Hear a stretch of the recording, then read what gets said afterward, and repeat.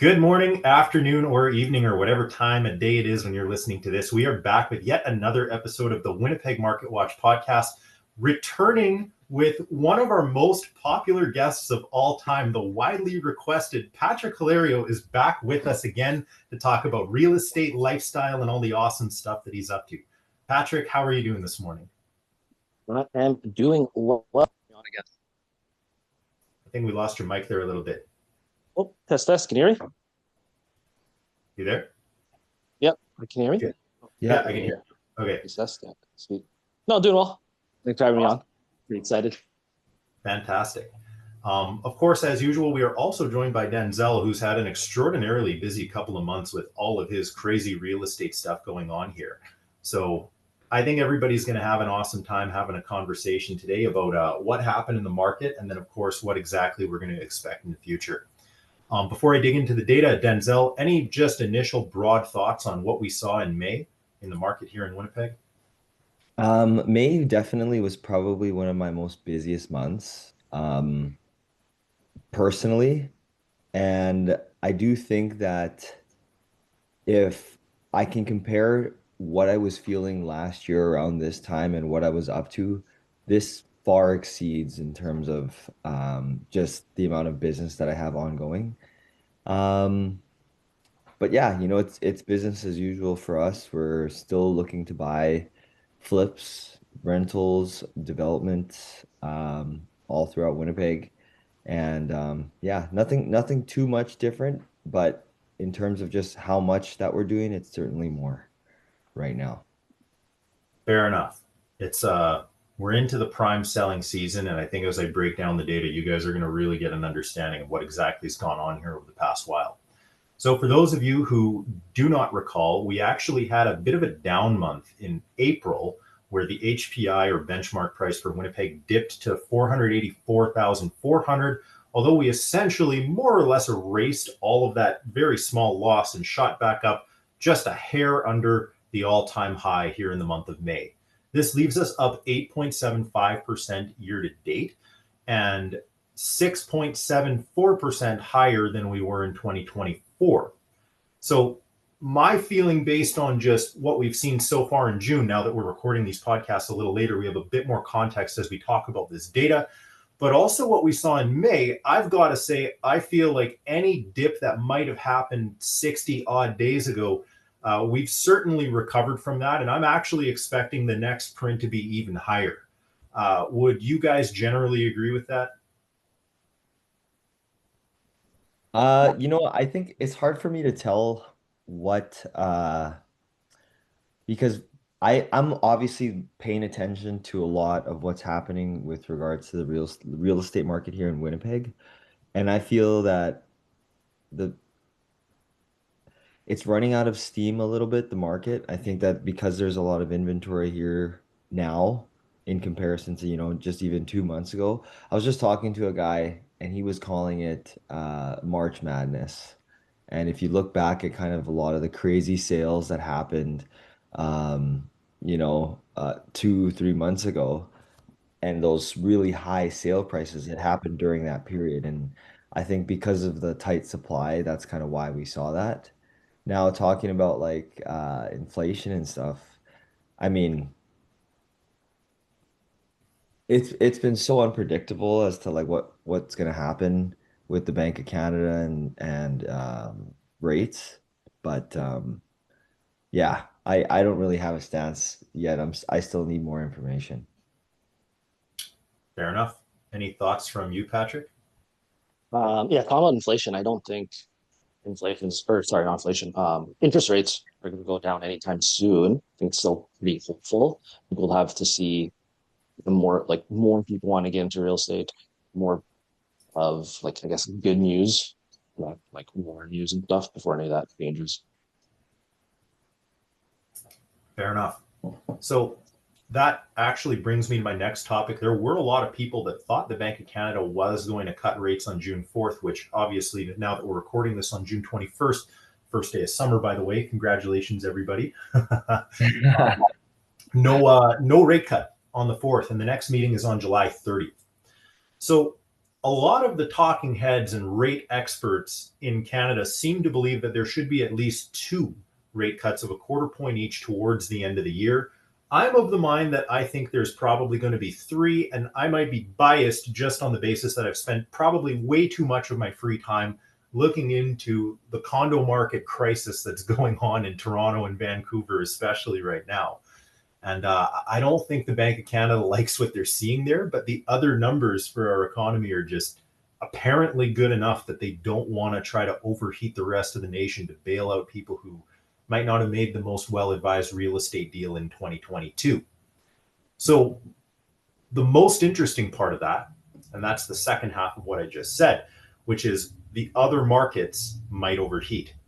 And in the article, if you guys have it up in front of you, you can definitely see that if I put the HBI composite chart, which is just the actual adjusted value without pricing, just a growth only chart, Winnipeg has now actually outperformed Toronto real estate, at least since the time the chart was created, by percent. We've dramatically outperformed Calgary. We're still underperforming Vancouver over the last 20 years because the HPI chart started in 2005. But in recent times, by percent, we've actually managed to outperform Vancouver as well. Any thoughts on this, guys? Any overall comments, or are you surprised to see that? Well, first off, I think Patrick's gonna be right back with us. He lost connection and he'll be back online here. But for me, well, I think it's safe to say that everyone should just go buy in Winnipeg. Um, and you speak to any vet in the city, when they talk about Winnipeg real estate, they have nothing but good things to say about just our market trends because of how consistent they are, right? Like even when I first started, I remember the first ever realtor I interviewed talking about buying rental properties and stuff like that. The first thing that they said is that Winnipeg is a really steady and predictable market. Um, and so when you get into a market like ours and you're coming from Toronto and Vancouver, well, you can have some massive gains when times are booming, right? It it's the opposite when things are bad, right? Just like how it was during COVID. Well, I shouldn't say COVID, but when the interest rate spike happened. So Mhm. I think especially if you're in real estate and you're doing it as like, flipping or you're more of in the short-term game, I think that Winnipeg is a good market to start in because you have low startup costs, right? Because the cost of entry for someone from Vancouver looking into Winnipeg is a lot lower.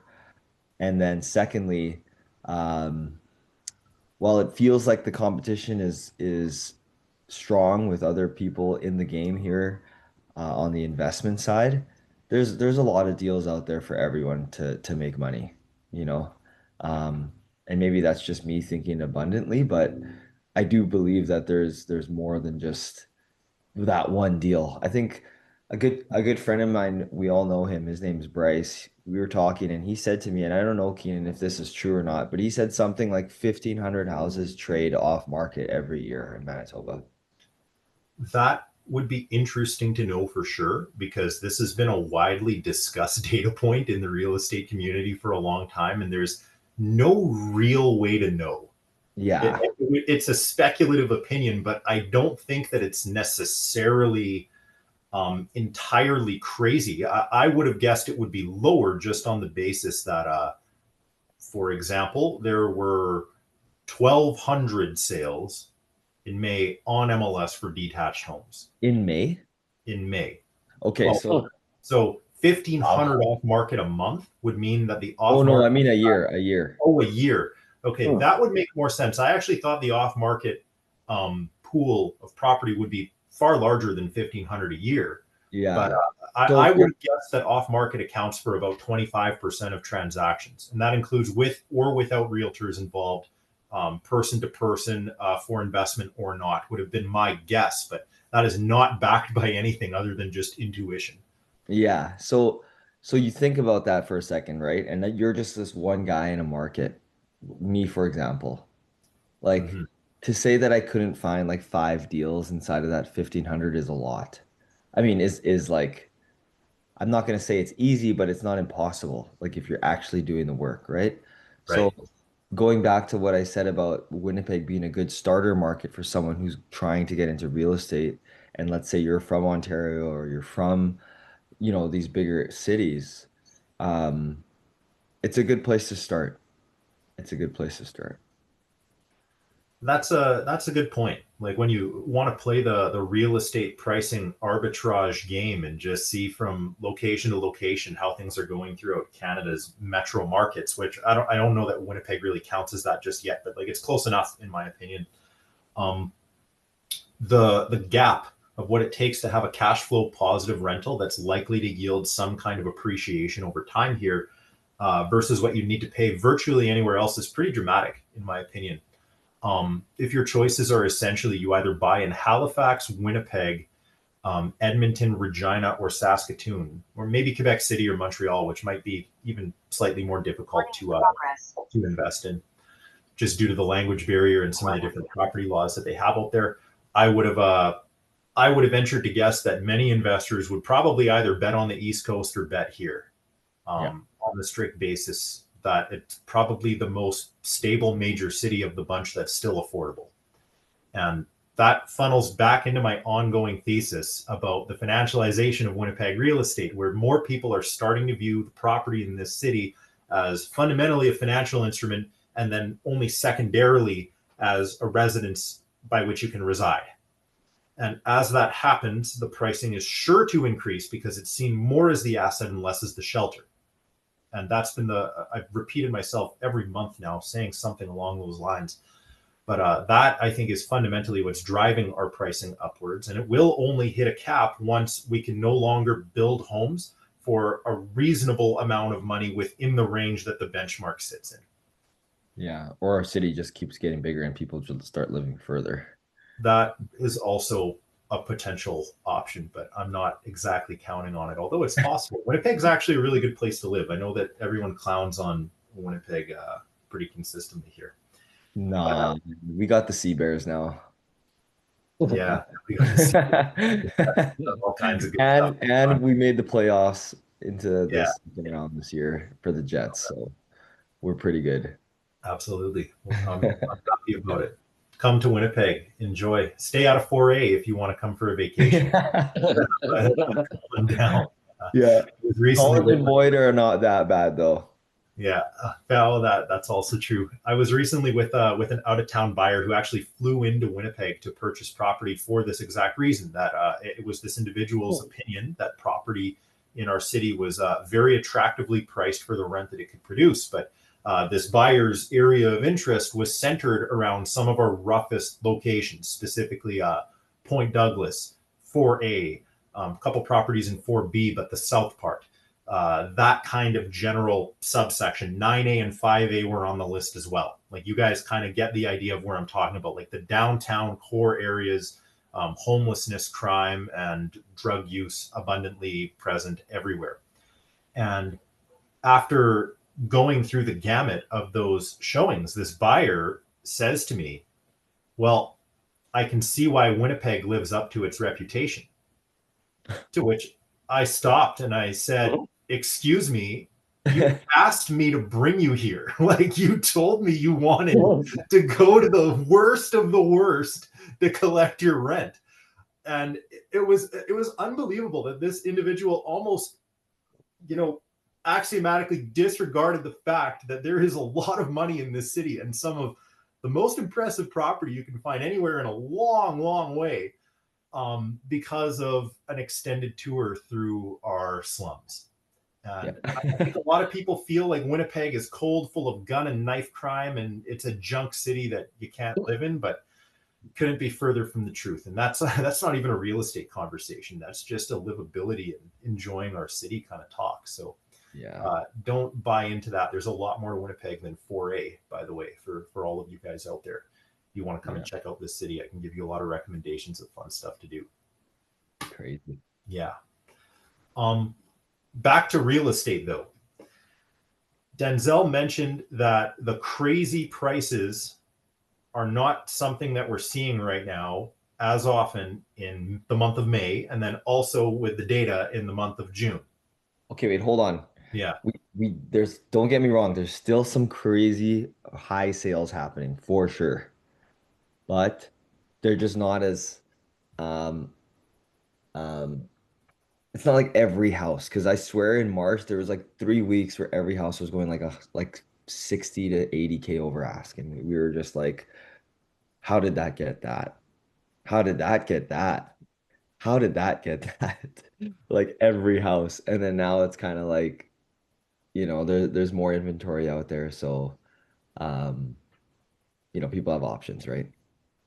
Fair enough. I think that what a lot of people have noticed is that's actually a function of the market understanding the game. And what you just described speaks to the fact that the story of price increases might be over or mostly over for the year. And to be honest, that pretty much ruins my 472 prediction if it's true. It probably is.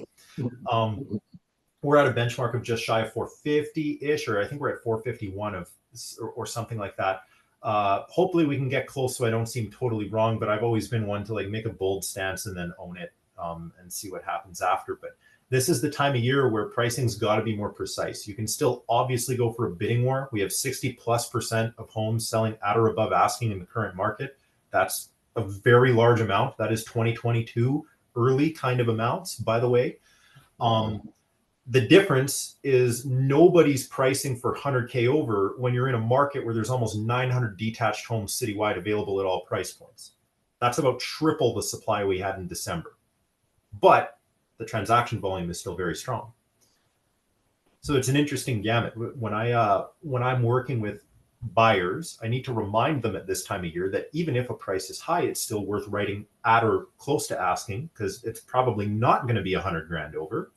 And working with sellers, when we choose a listing strategy, many people want to start higher and work backwards as opposed to go low just due to the risk of missing the uptake. And at this time of year, I've said it now for a couple updates, you've got to be cognizant of the fact that you might get 3 offers on your very attractively priced listing, and you better hope someone shows up with something good for you. But yeah, it's house by house too, and area by area. I think you guys both probably would acknowledge that as well. Yeah, there's a lot of variables. No doubt about it. Yeah. Key takeaways for this month for me, though, bidding wars are still popular. Prices are still high. While I don't think we're going to see a lot of 100 grand pluses, we're still going to see stuff selling above asking. The supply picture seems consistent enough, and the level of uptake seems consistent. Buyers are still shopping. Offers are being written. Transactions are being done. And honestly, I really do. I like to see that. It's a busy market. I've rarely been this busy in my own business, and I don't know. How are you guys feeling about it? Was this a productive couple months for you in the real estate game? Q2 was definitely a really solid quarter. My business right now is probably about 80% wholesaling, 20% flips. Um, and that's just me using that strategy from like the past 2 years in my experience. Mm-hmm. I don't want to come into the summer market with like 7 houses to sell. I don't want to do that because while, I'm looking at the data, I'm looking at kind of what's been selling, et cetera, what's been coming to market, and I'm thinking, yeah, we'll see what happens like the first week of July when school's out and people take off for vacation. And there needs to be a new pricing mindset as you get into the summer. And we know that, right, Keenan? Like Of course. you can't be unless you're like an anomaly. The landscaping of your house is gorgeous. It's like well maintained, family owned home in like a desirable neighborhood. And then you try to price it for a bidding more. But even then, like I've seen that like strategy fall flat on its face in the summer. Although July actually it was pretty good last year. So we'll see. But yeah, I think key takeaways for me, at least from this quarter, is that now is the time if you still have like some property that you want to sell that right now would have been perfect to have that thing listed because I'm not quite sure what's going to happen in Q3 historically, and in my experience the summer is slow and the start of fall is a little slow. I'm talking about, July, August, September.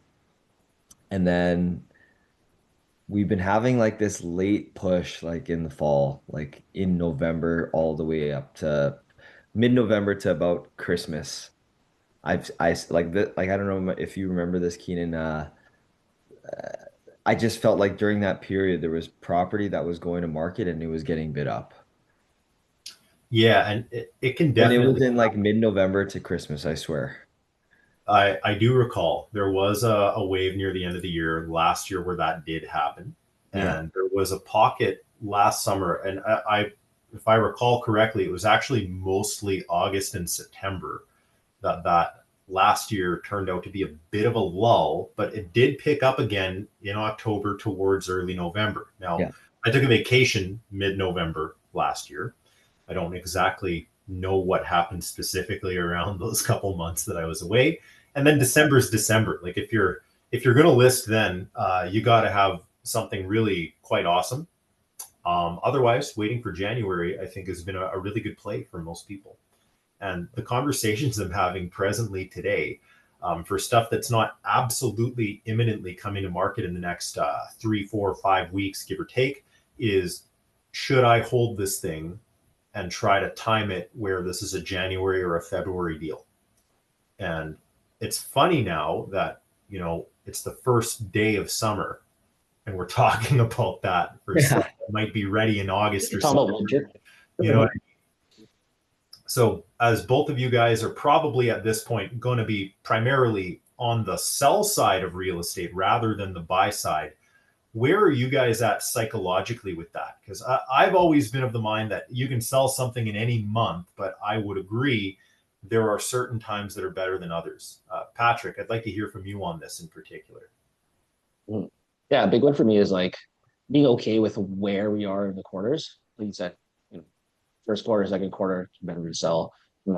Third quarter, I'm okay with selling. Would like to be able to sell a few before fourth quarter and then possibly then buy something, whether that's here or possibly looking at Edmonton there. Yeah. But I guess on the psychology part, it's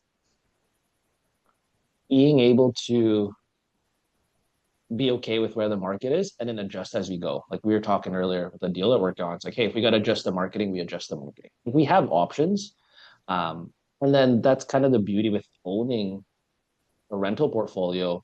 It's like worst case, you just keep renting it out.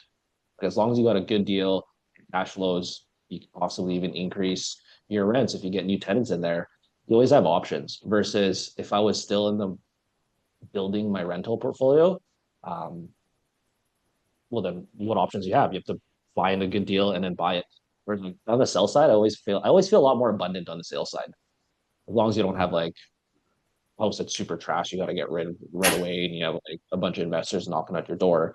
But if you built a solid portfolio, that shouldn't be happening to you anyway. Like when you have a larger portfolio, it's just easier to be in that mindset. Okay, I can abundantly sell these, and then I don't have to sell these homes. Right. And that is actually a good point that you made about abundance on the sell side. It is, especially in this market, the sellers that have the majority of the power. You can impose your will on purchasers, especially if they're intending to occupy themselves to a pretty high extent. Whereas as recently as 6 or 7 years ago, that just simply wasn't true. You were pleading for any offer and you kind of had to fish for whatever you can get. I remember in 2018 and 19, when I was just getting started in real estate, one of the main reasons sellers would call my brokerage was because they offered a guaranteed sold program where in the event we couldn't sell their house at a certain price by a certain time, the broker himself would acquire the property. And we haven't, as far as I know, gotten a call about a guaranteed sale in years. Nobody cares right now because they know it's going to sell, right? They don't need a guarantee. They know that someone's going to take it. It's just how much. Yeah. So anyway, that's something to bring up. But any thoughts on the matter there, Denzel? Um, Sorry, can you repeat that question again, Keenan? Oh, wait, I just had originally asked for you guys as probably net sellers of real estate. I know you took the position that you don't really like to sell in summer, but if you've got stuff that's, let's say, more than 5 weeks out, how much of your thoughts are now going towards, do I just hold this thing until January or February versus do I try to put this up in Q4? Well, I think I personally will just avoid the summer completely. Unless I have a pool or something that I can show and like to buyers that like look at this nice pool. It's like plus 35 out and they're doing their showing with their realtor and they're like, "Oh, I just want to jump in this pool right now.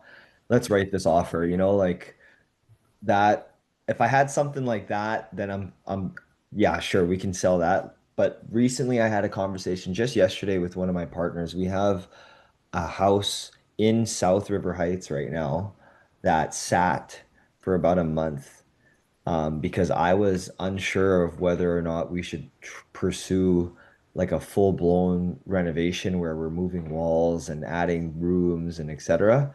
Um, just because I just know how long that takes. And Mm-hmm. possession for that thing was middle of May.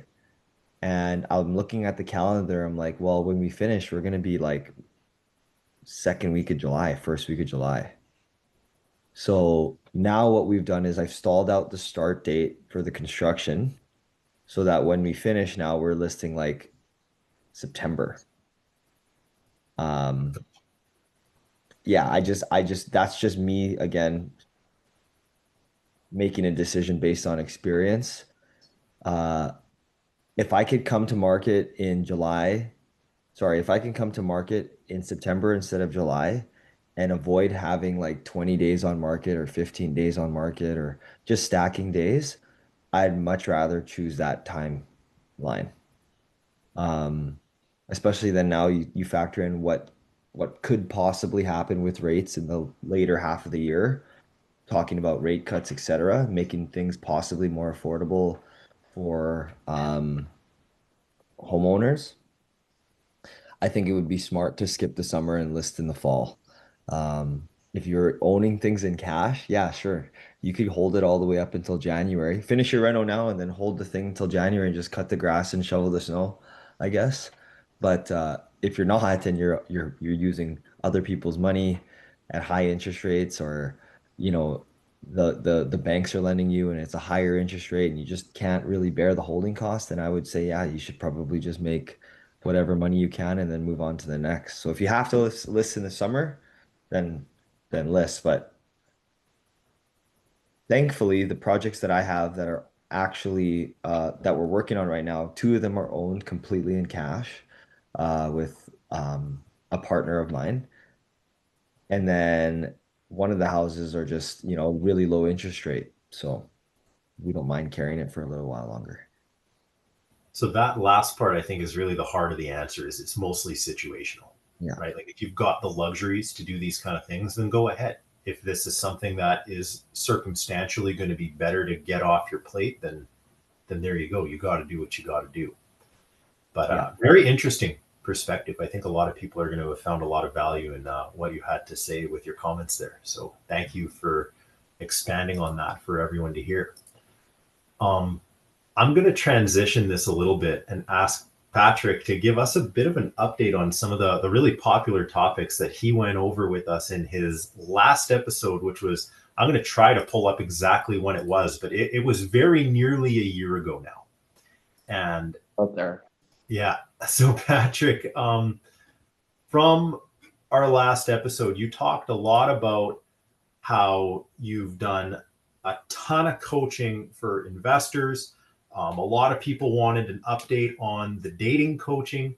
People wanted to know what exactly you're up to in terms of your lifestyle stuff that you had going on. And I know that's a lot of topics to go over in one question. So let's space this out. Why don't you start from the top and just give us a general update? How's the coaching going, and what are you seeing in the world of real estate investment training and whatever else you're advising them on? Yeah, a big change I found with specific to the real estate coaching, the real estate investing coaching is I just looked at my highest performers, like the students that blew even my results off in their first year. Like I had a couple students this year in the first year, they closed like 4 doors, 3 doors, closed two in my first year, which is still pretty good. But I was like sitting there, I'm like, what's the difference? Like, why are some of my students, getting the one and then struggling to get the next, and then some of them are just like getting door to door. And they're all in similar financial situations, right? These are all people that are like mid 20s to mid 30s. They got their first solid career, their first like call it their adult job or whatever. Maybe they have a small business. Um, and when I looked at it, it's like the difference was after my coaching, the higher performing students learned how to almost coach themselves versus the Yeah. ones that did it became a little bit more dependent on me, or it was just like following the step by step, but then didn't have like their own, let's say, like creative thought process, like why they're even doing this. So then that's kind of what led me to when I comparing it to like the dating coaching stuff too, where as these people improve their like social confidence, then they start seeing that as more doors open versus others are just kind of following steps and they weren't necessarily like being true to themselves. So like the question I started asking all my coaching students is like, what do you actually want when real estate's done?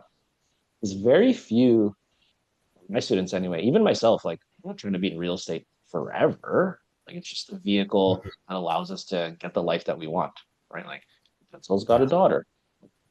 Couple of those rentals will pay for her future, right? Like I look at it as like, hey, if I have X amount of kids, I probably want this many rentals to cover their college fund.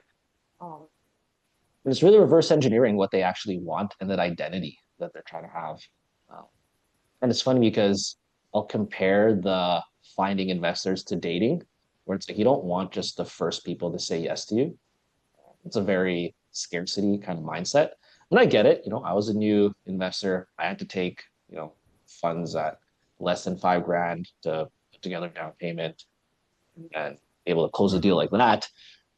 But is that the best way to do it long term? Probably not. Um, Now I'm really seeing the difference of like investors that understand, have had skin in the game in real estate where they understand mistakes can be made, right? Yeah. Versus newer investors, where it's like you'll make some mistakes, there's delays, and it's like a whole ordeal. Whereas I think they have that meme where it's like a $50 client is gonna be like, yeah, I sent you the $50. My life is gonna change, and your life is absolutely gonna change.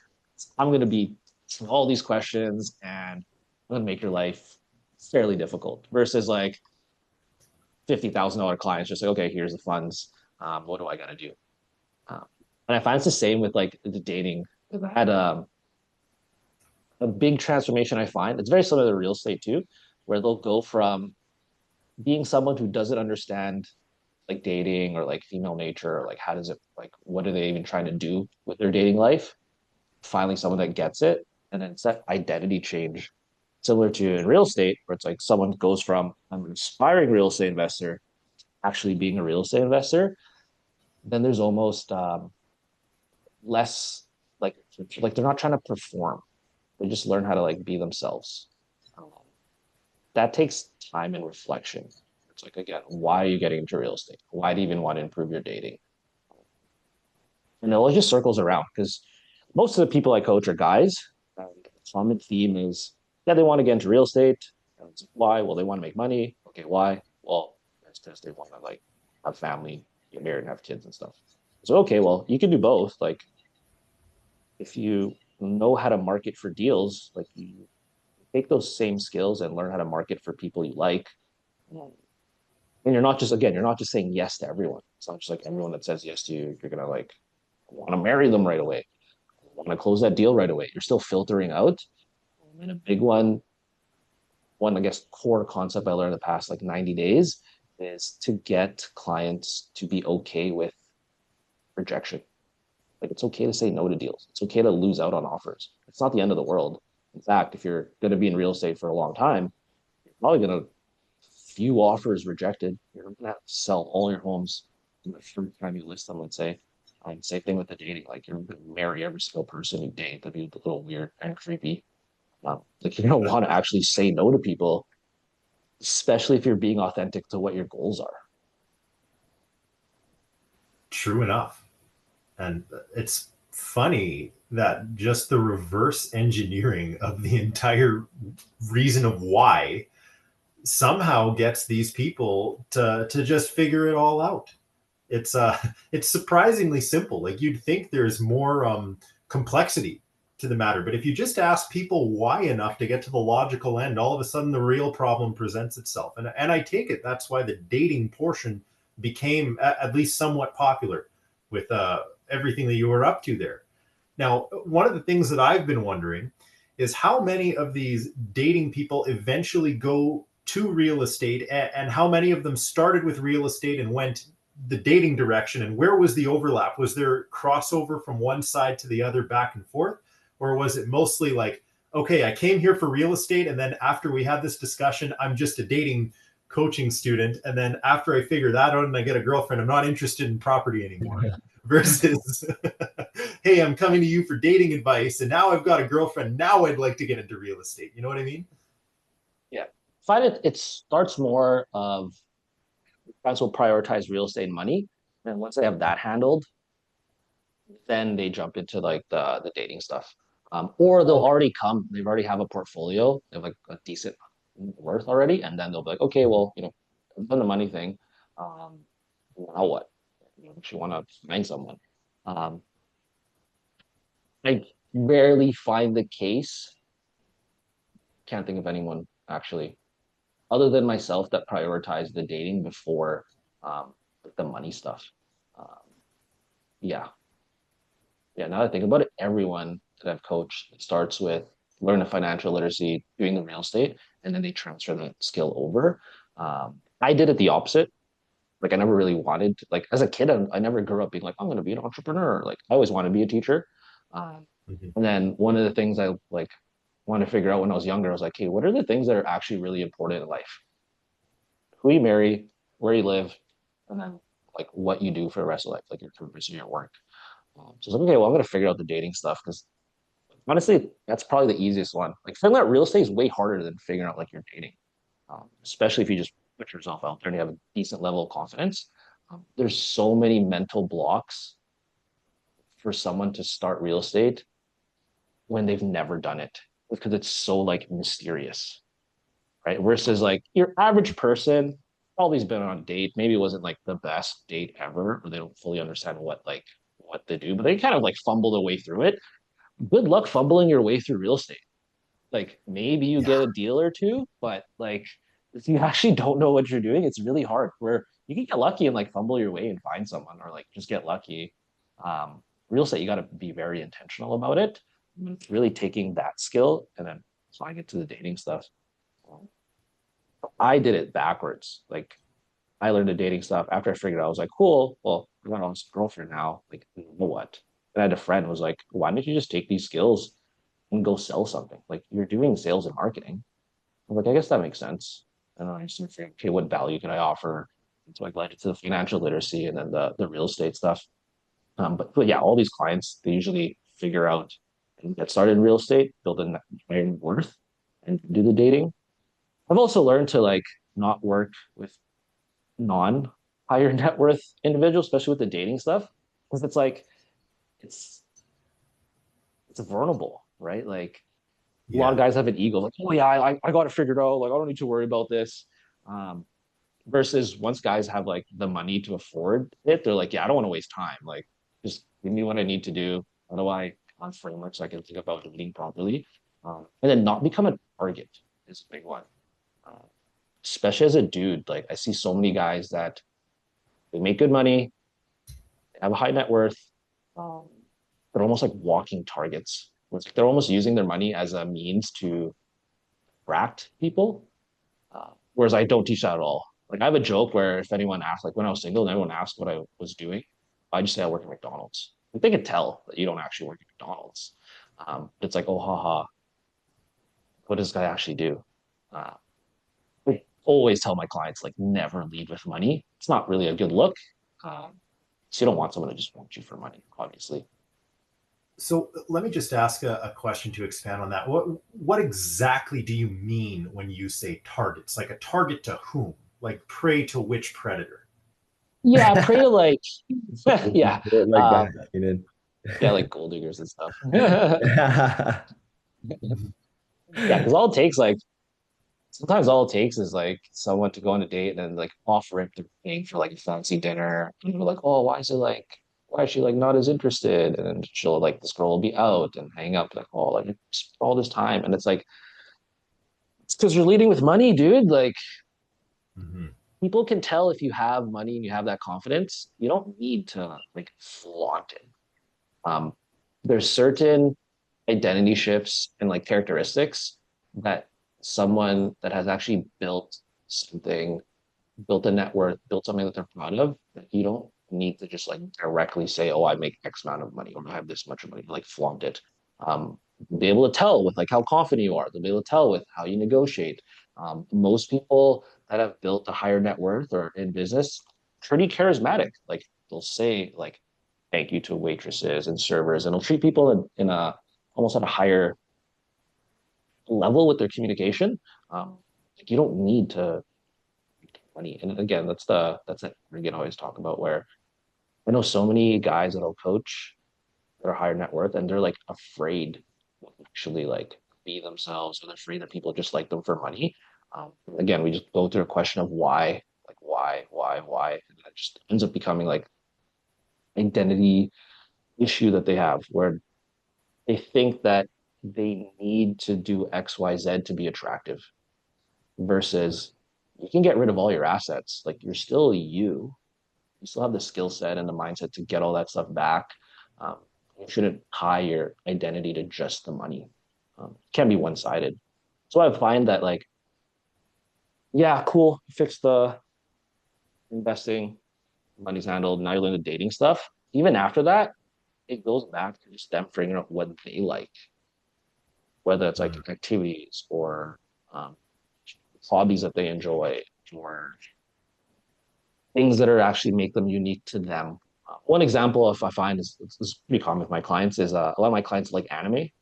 People that don't know animes, it's like Japanese cartoons, and they're really passionate about it. Like they actually really like this. They like the story, like lessons from it. And I'll ask them like, well, if you're dating all these girls, or you're seeing people, like you should probably filter them out. What do you actually like? And they're like, oh, I never thought about that. Like, yeah, do you really think you're gonna marry someone that doesn't like anime? And all these guys are just like, actually, no, I wouldn't. So I'm like, okay, cool. Like first couple dates, don't waste her time, don't waste your time. Like introduce them to anime, and then if they're into it, cool. If they're not, then it's probably not your person. And then that's just one example. There'll be a bunch of other things, whether it's like their fitness levels or how they want to take care of their kids or raise their kids. Like I want to homeschool my kids at some point. I want to pull them out of school for like 4 or 5 years, take them onto like museums or just educate them my way. And I'd filter out like girlfriends in the past for that. Like, oh, if they're not cool with homeschooling, then we're really not gonna get married or date that long. Yeah. Well, you are a teacher, right? So Yeah. So fair enough, especially for you. It's the people that want to homeschool their kids where I think they need to go back to school. Those yeah, are the ones that concern me. not everyone can do that, right? Yeah. Yeah, but that is just fascinating. Honestly, I've got a lot rattling around here, but Denzel, you haven't had the chance to say anything in a while. Do you have any questions or comments or maybe even concerns about any of that? Well, I know Patrick's definitely has a lot of great points.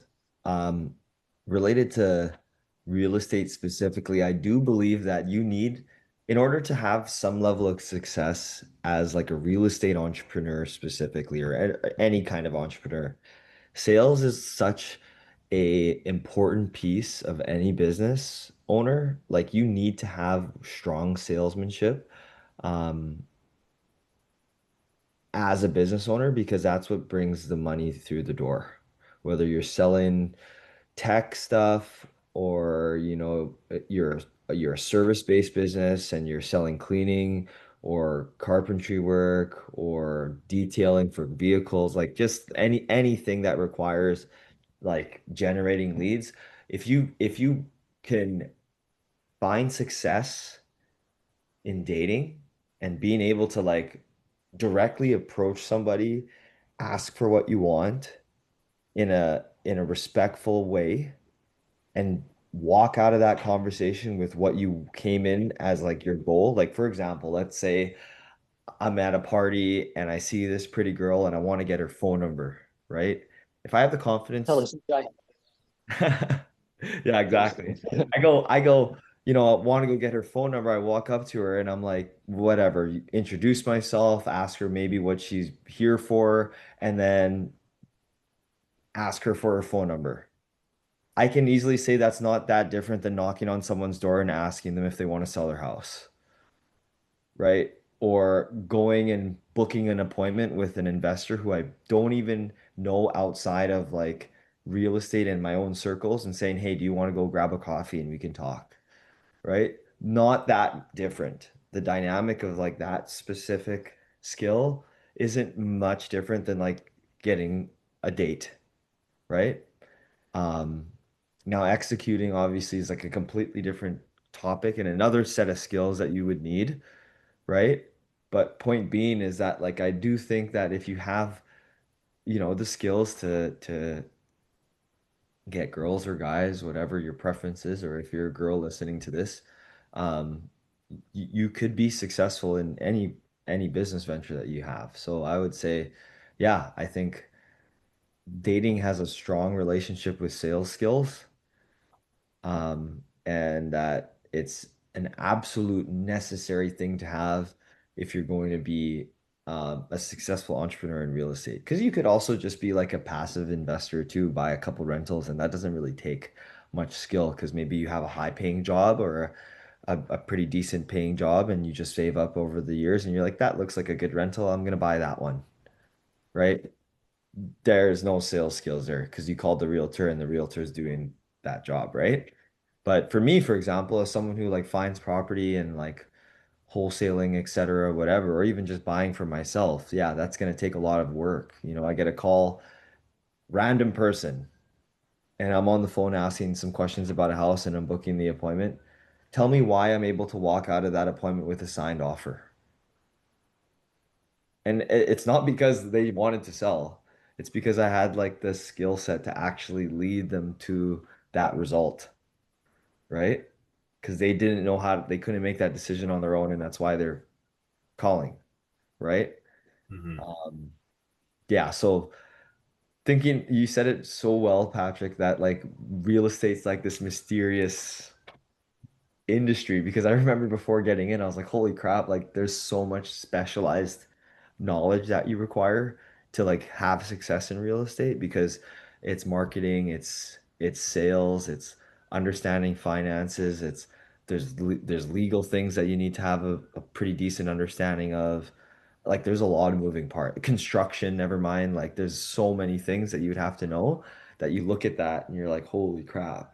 And if you don't even have like I guess I would call them fundamental skills of just people, oh man, like you're not gonna have a fun time at all.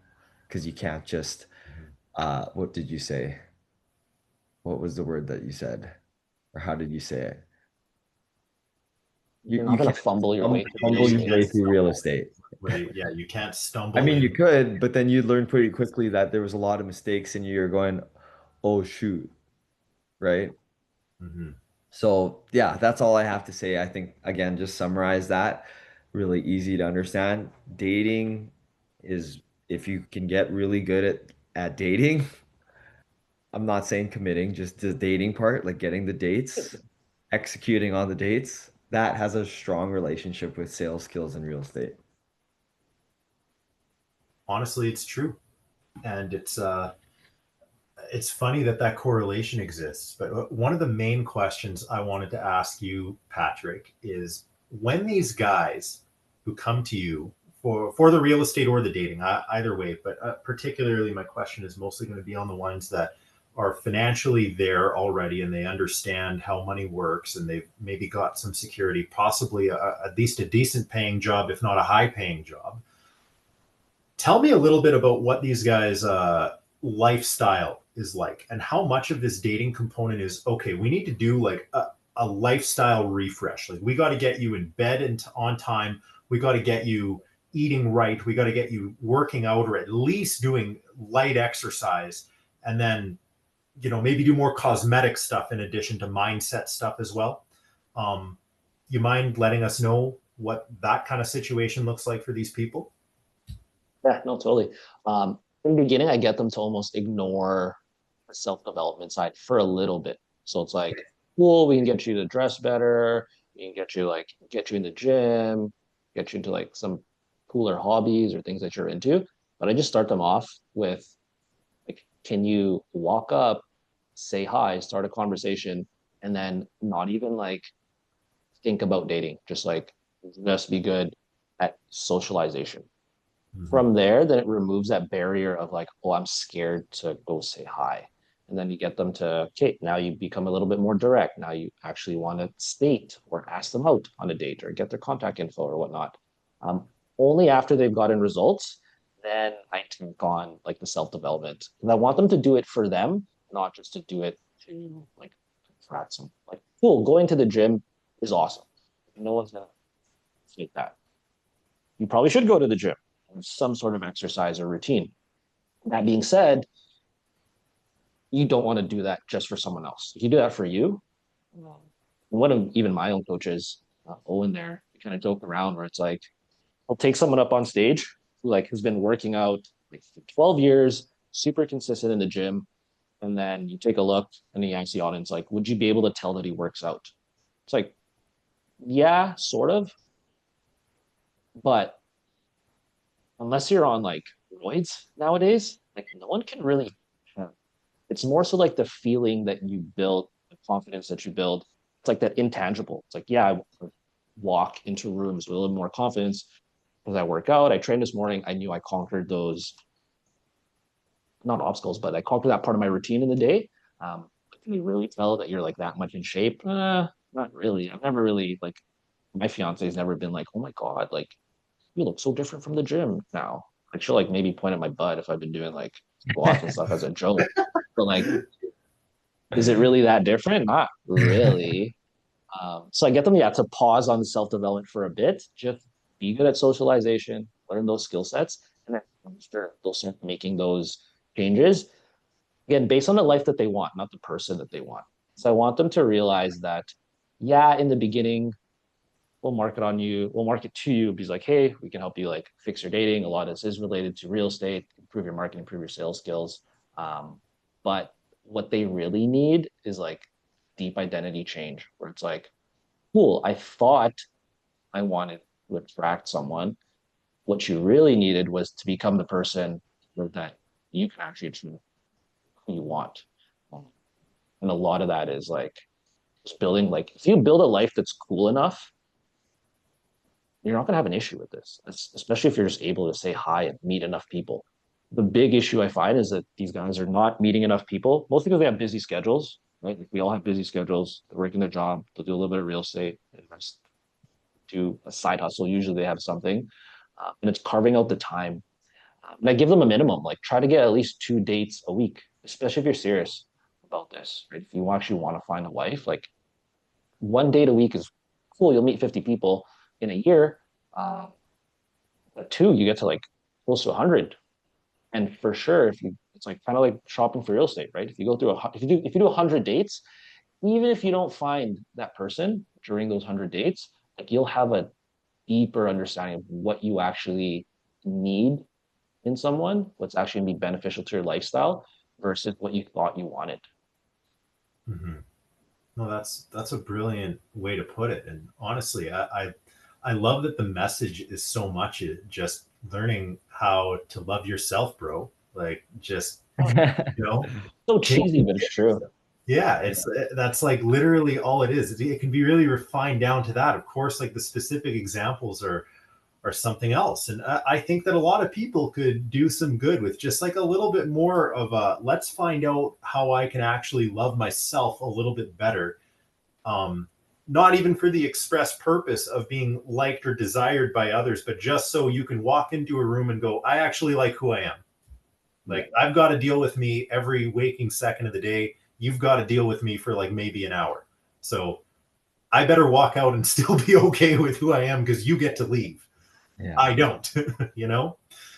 And all of the stuff, like you could tell people go to the gym, you could tell people do cardio, you could tell them get a skincare routine or go in the sauna for 20 minutes a day or whatever. But ultimately, what really matters is that they can walk in the room and say, yeah, I like who I am. I'm self-actualized. I'm confident. And really, it's funny that that's the answer, but it's true.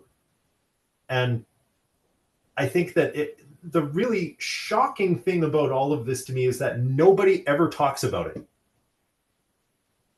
Like ever.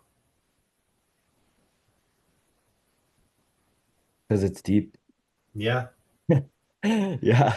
Also, like, it can be uncomfortable, right? Like, I didn't want to admit that I understand girls, but like when I was younger, I couldn't understand like social cues and stuff like that.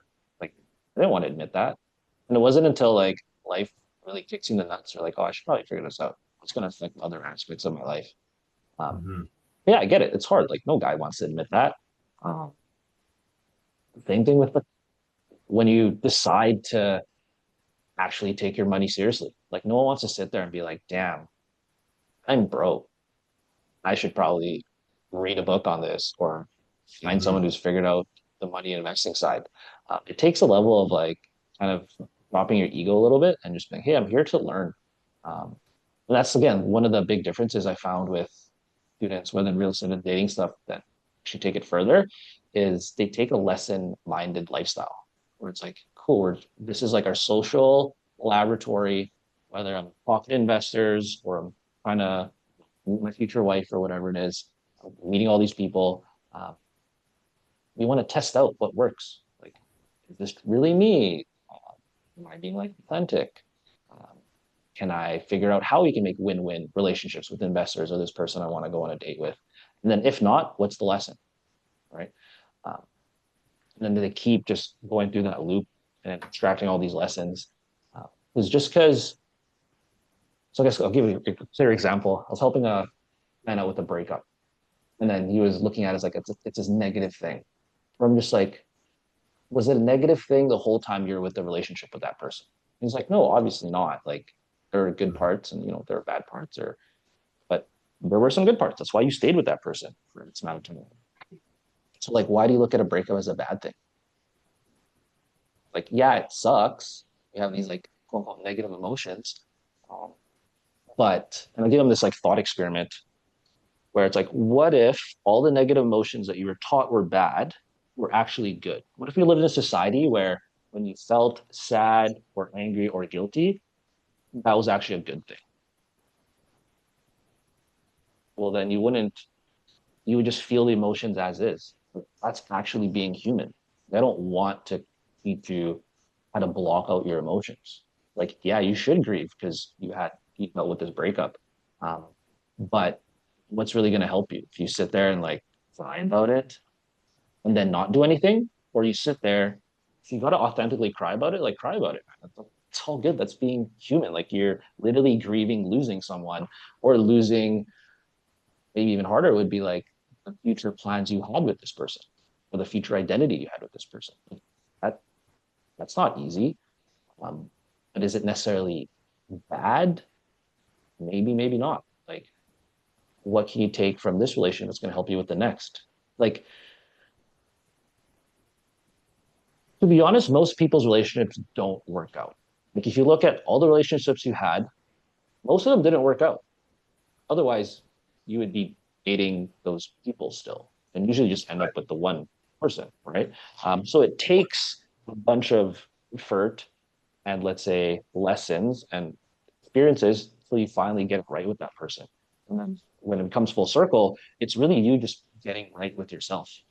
Um, when I look back, and I'll do this with clients too, it's like, what did you learn about yourself after each of these relationships? And it's all just these insecurities that pop up. Oh, like I wanted to just focus too much on work. And then that's why this old relationship didn't work out. And then they start realizing, oh, like all these were opportunities to have the other person almost become a mirror while you're with them. And some people are going to be around with us forever. I hope everyone finds that one person. Others are just there for a season, and that's okay, right? Like you don't have to have any negative emotions around that because you did enjoy time with that person. Other people are just there for a quick flash, and again, that's okay. Uh, but it's reverse again. I always go back to like reverse engineering. What do you actually want? And then being realistic with that.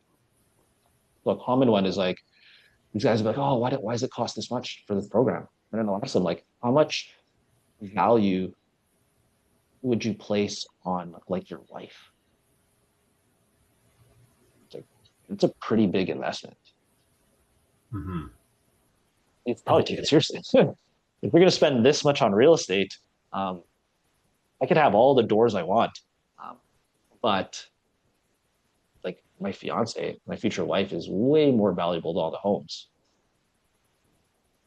Like I could lose all the homes. I'd rather have like her. But then again, that's because like she is someone that I want to grow with, um, and that she gets it right. Like one thing that I also found with these like higher net worth individuals that figure out they're dating, it's like, yeah, the money's great, yeah, the dating's great, but you almost need someone that's going to bring you peace, especially for the entrepreneurs. Like you can't have someone that's going to bring chaos into your life.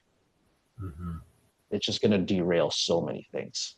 And I find so many guys that are like so stuck in scarcity that they'll just take whatever they can get, um, and then they pay the price with chaos in their life. Versus when you have someone that really understands like your goals, their or your team, they understand where you want to take the real estate, why you even do this, then it makes it so much easier. Yeah, like real estate's going to test you. And when you get tested, that's going to show up in your relationships too. And I've dated people that were like, why do you even have to do real estate? Like, you're so stressed over this. Why do you have to put yourself through like all this extra work, just like work the career or whatever? Or when things go wrong, uh, stress comes out. And instead of like helping you through it, this is just adding more chaos to it. Where it's like you have enough things to think about, uh, versus when you have an awesome partner, like I'll be open with my fiance when there's things that are not going well. Uh, Instead of it becoming like a fight or stress, like she's always just been like, no, you're awesome. You got this. And sometimes that's all you need is a dude. Like that, the power of telling a guy, this is for like the women out there, that you trust them and that you understand and you see how hard they're working for you and for your future is huge. Like the amount of stress you have to put yourself through in real estate, especially in the beginning as you're learning things until you build that thick skin, is crazy. And the last thing someone like that who's actually trying to put in work, make their life better, make sure that their bloodlines are taken care of, the last thing they need is a chaos. And the the amount of like confidence you can add to someone just by saying you trust them and that you see that they're actually working hard is huge. It brings them peace, right? Like that's just in real estate. Like we're already going out in the day doing a job, working the business, doing wholesaling, trying to sell these homes, trying to buy more homes. And to come home to just feel appreciated is like priceless. And then the opposite of that, you come home and there's more chaos, and it's like you like get into the doubt of why you're actually doing this. That can totally derail like your future. Sure can. I guess I'll take a second because my wife listens to all these to say thank you. So, Yeah. it's, you know, Yeah, for it's sure. true. It is important. Your home life depends, or let me rephrase that. Your success in every venture that you pursue outside of your home life is very highly dependent on how stable, secure, and worthwhile your home life is in the first place. And so to get that right often will cascade and resolve a lot of issues. I know that for sure. There's no doubt about it. It's just yet again another one of these topics that it's really hard to wrap your head around until somebody like speaks it and brings it to light, because we usually would just brush that off. Um, I think what's really being prodded at here is the heart of what it means to kind of have a social advantage, where a lot of people think a social advantage is just how much money did your parents give you. But I think there's a lot more to it than that. It's about how you can go home and feel appreciated and understood and secure more than just do you have resources? Because you can have resources and be miserable. I think everybody's well aware of that. That there's certain things you won't struggle with, but you of course can still struggle dramatically with incredibly large amounts of assets. And that's a nice reminder, because this is of course a podcast about investing specifically in real estate. That sometimes, in fact, usually, money isn't the ticket. It's just one of many things. And if your entire pursuit in business is just money and you're ignoring everything else in your life, you're never going to get what you were after in the first place. And it might be the time after listening to this to stop and reflect, what is it really that you want? And what do you really want to get out of this? Because just chasing the next dollar is a rabbit hole that's infinitely deep and will not necessarily lead to fulfillment or self-actualization. I think that's Totally. an important thing to consider. And I'm not a dating coach. I'm just a guy, right? Well, a real estate guy. But I also would like to say that I'm a happy guy, I think. So fascinating stuff. Fascinating stuff. We're just about at the hour mark here, though. Denzel or Patrick, anything you'd like to kind of close us off with here? I think just on the topic again of choosing the right partner and making sure that you've kind of have a clear understanding of like what you want in life and who you want to be and how you want to pursue your goals and stuff like that. I do think every person and a lot of the most successful entrepreneurs I know have gone through something like that. Like it's almost like every person that I've met since I've probably left working my job back in 2021, every person that I've met who's on a similar wavelength as me and has a similar perspective in terms of like putting themselves first, making sure that they're happy, etc., and with their partner are so successful.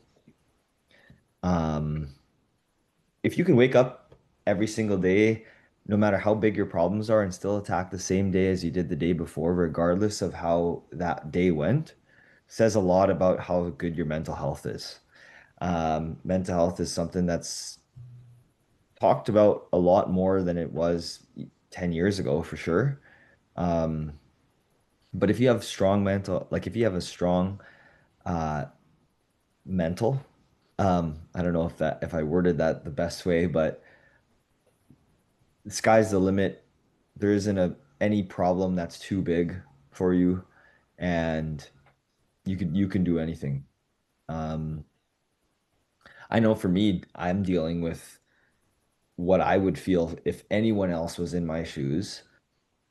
They would look at it and be like, "Yeah, the game's done.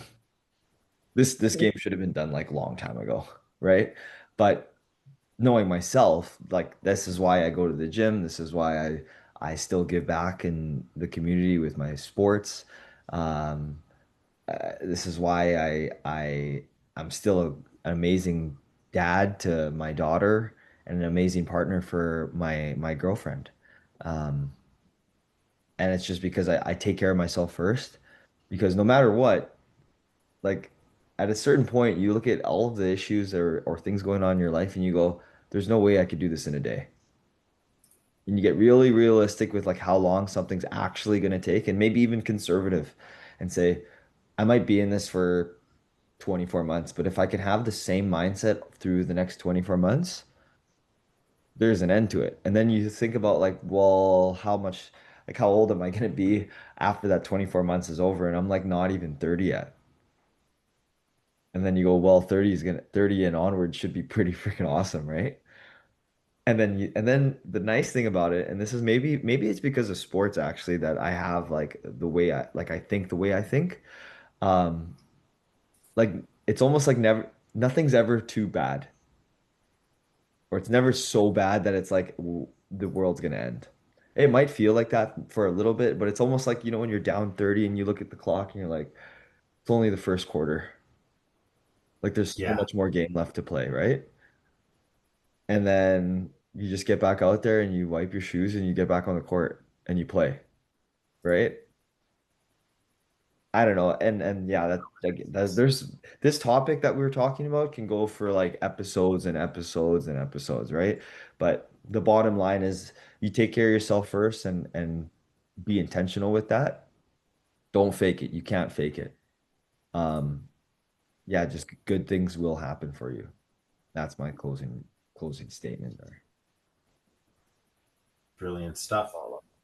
Well, it's funny that a lot of this business stuff relates back to sport, and a lot of the sport comes to psychology, and then the psychology portion actually just reflects on your home life and very basic mindset stuff, which is a topic I'd like to talk more about in the future, especially on this podcast. I think that it's under discussed, as I said a few times. But Patrick, anything you'd like to close off with, and make sure you let everyone know where they can follow you and find you if they want to engage with you directly, maybe hire you for your services, or just have a one-on-one discussion with you.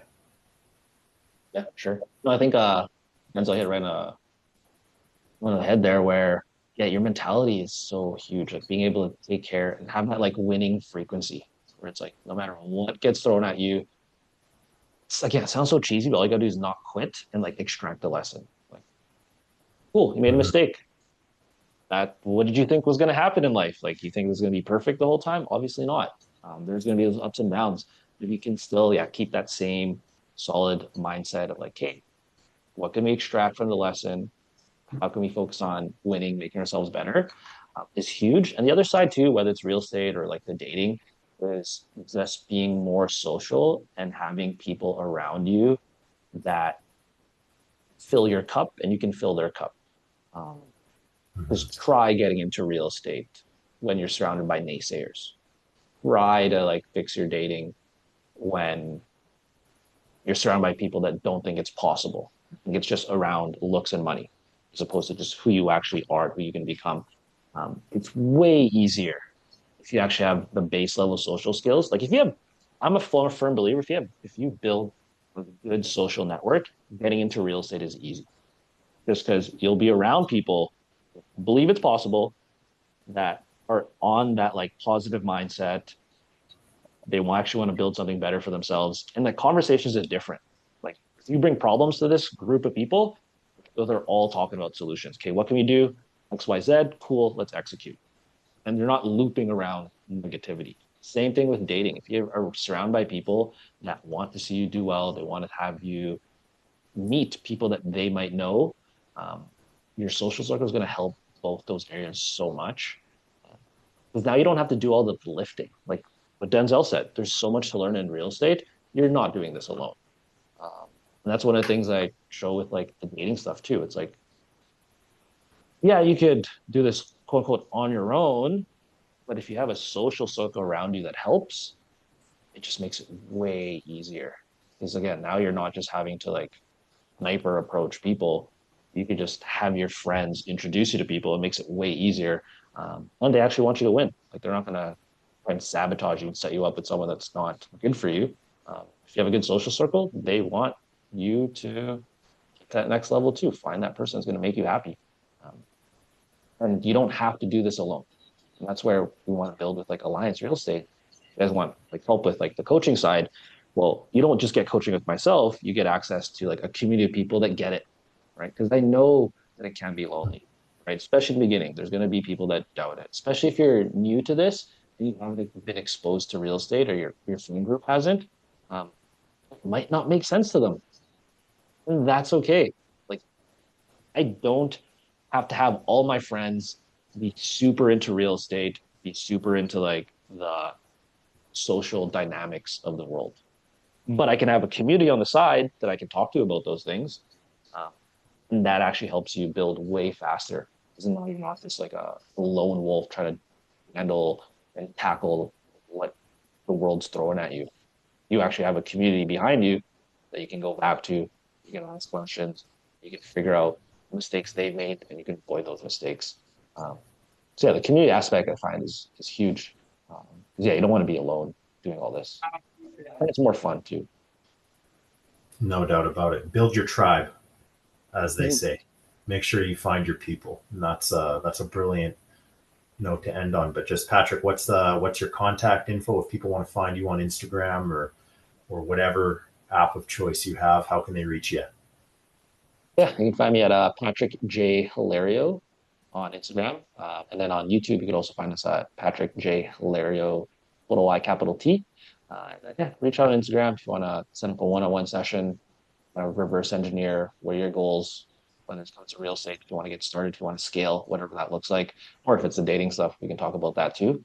Um, yeah, I'd love to help you guys out. And a big one is I'd love to help you guys learn how to help yourselves out. Hmm. Like I'm not trying to be your coach forever.